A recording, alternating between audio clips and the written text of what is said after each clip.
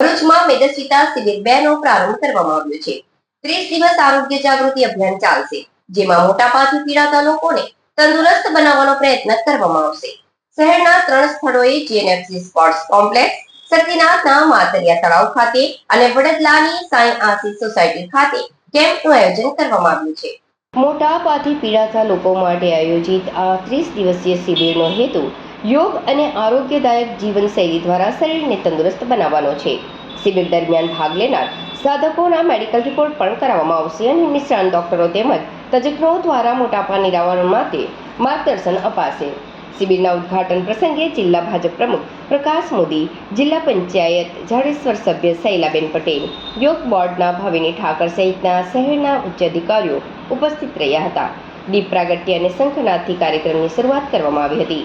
ત્રણેય સ્થળોએ કુલ 200થી વધુ સાધકોએ ઉત્સાહપૂર્વક ભાગ લઈને શિબિરને ઉર્જાસભર શરૂઆત આપી હતી। આ અભિયાન દ્વારા યોગ બોર્ડ અને જિલ્લા સંકલન ટીમ ભરૂચ શહેરને સ્વસ્થ અને ફિટ બનાવવા માટે પ્રયત્નશીલ છે।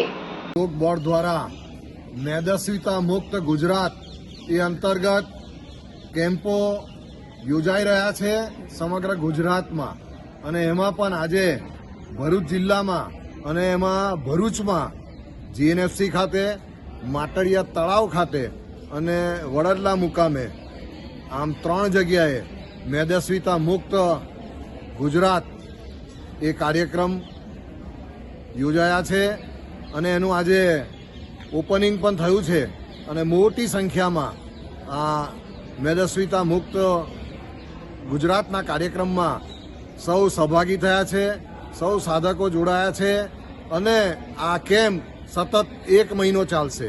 એટલે ભરૂચ શહેરના જે લોકોએ આ કેમ્પમાં જોડાવાનું હોય તો એઓને પણ આ કેમ્પમાં વહેલી તકે જોડાય એ માટે એક આહ્વાન કરું છું અને એના કારણે આપણું ભરૂચ પણ મેદસ્વીતા મુક્ત થશે। આપણા દેશના આદરણીય વડાપ્રધાન શ્રી નરેન્દ્રભાઈ મોદી કે જેઓએ પણ કહ્યું છે કે આપણા શરીરમાંથી મેદસ્વીતા મુક્ત કરવી હશે તો આપણા રોજિંદા વ્યવહારમાં 10% તેલ ઓછું કરવાનું છે અને આપણા રોજિંદા ખોરાકમાં પણ આપણે ધ્યાન રાખી અને ચરબી મુક્ત ખોરાક આપણે લેવાનો રહે કે જેના કારણે આપણે મેદસ્વીતા મુક્ત ગુજરાત અને મેદસ્વીતા મુક્ત ભારત એ આપણે